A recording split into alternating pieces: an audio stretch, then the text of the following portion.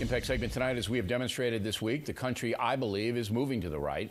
No way this time last year any Republican would have been elected to the Senate in Massachusetts. Joining us now from Washington, the anchor of Fox News Sunday, Chris Wallace, who has some thoughts on the matter. So you disagree with me. You don't think the country, you're like Congressman Kucinich, you don't think it's moving. Well, I come to the same conclusion, but not for the same reason. And just let me make my point quickly. I don't think the country has moved to the right. I think it was a center-right country 15 months ago when Obama was elected. I think it's a center-right country now. Remember, Obama did not campaign as a liberal. He campaigned on tax cuts for everybody making less than $250,000, not tax increases. He talked about controlling spending. He was going to go through the budget line by line. He talked about escalating the war, as in fact he did in Afghanistan. I think that what happened is, though, when he came in, instead of governing as the centrist he portrayed himself as, he governed as a liberal. This is where I disagree with Kucinich.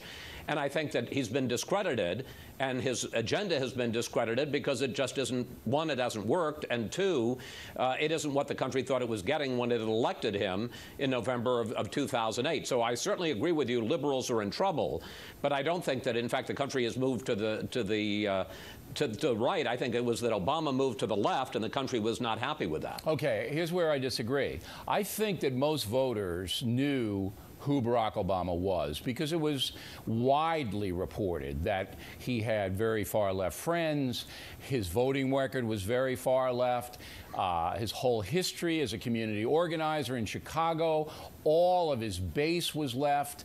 You saw the media prop him up. The further left, the more they were propping. So I disagree with you. I don't think that many people thought he was a moderate. I think they voted for him because they were so mad at the Republicans for the recession and other things. That's where I agree with you, is I think that more than anything, it was like, we got to throw these rascals out and give this guy a chance. It was a rejection of George W. Bush, and when you had the financial meltdown in September and October of 2008, there was no way any Republican was going to win. I don't think anybody thought that Barack Obama was a moderate. Everybody knew he was a liberal. And I also think for the first 6 months of his term, that non-ideological people, not conservatives, non-ideological independents, gave him a chance.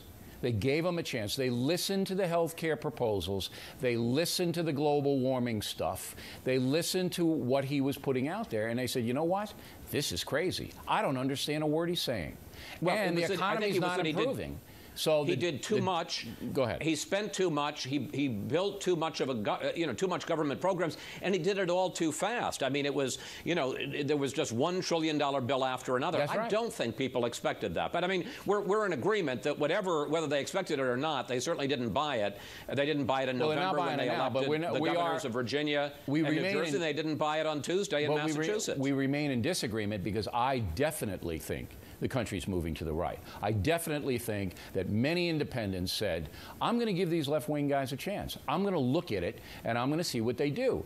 And it was, as you put it, so bad, particularly with the deficit running up all of this spending stuff, that they said, you know what? I'm going back to my traditional right beliefs. That's where I'm going. Because if it wasn't, you've seen the ratings this week, right? Yeah, okay, sure. Okay. We see them every day. Right. This isn't a victory for Fox News. It's not a victory anymore. This is Custer's last stand for MSNBC and CNN. I mean, they only have maybe 4 soldiers still standing there. That's what a massacre this is. And it's never happened before. We've been on the air 13 years here. And now, when a big news story breaks, like the vote in Massachusetts, they all come here. Liberals, conservatives, independents, everybody.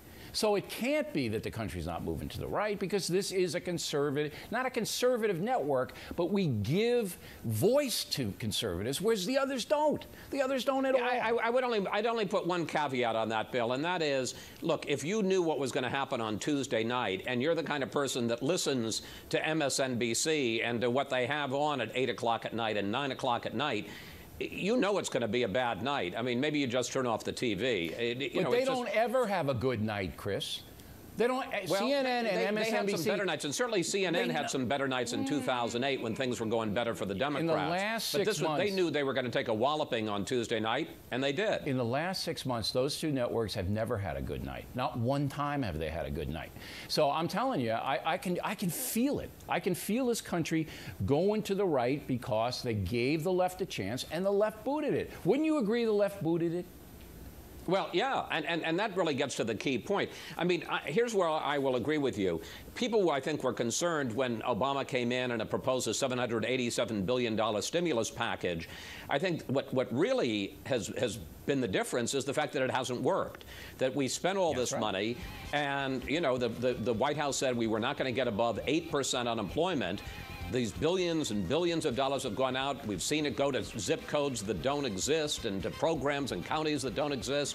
And we've got 10% unemployment and another 3 million people out of work. So, you know, you don't have to be, you can be a liberal or conservative, and you'd have to say that the solution, the medicine, is not fixing the problem. So far, not working.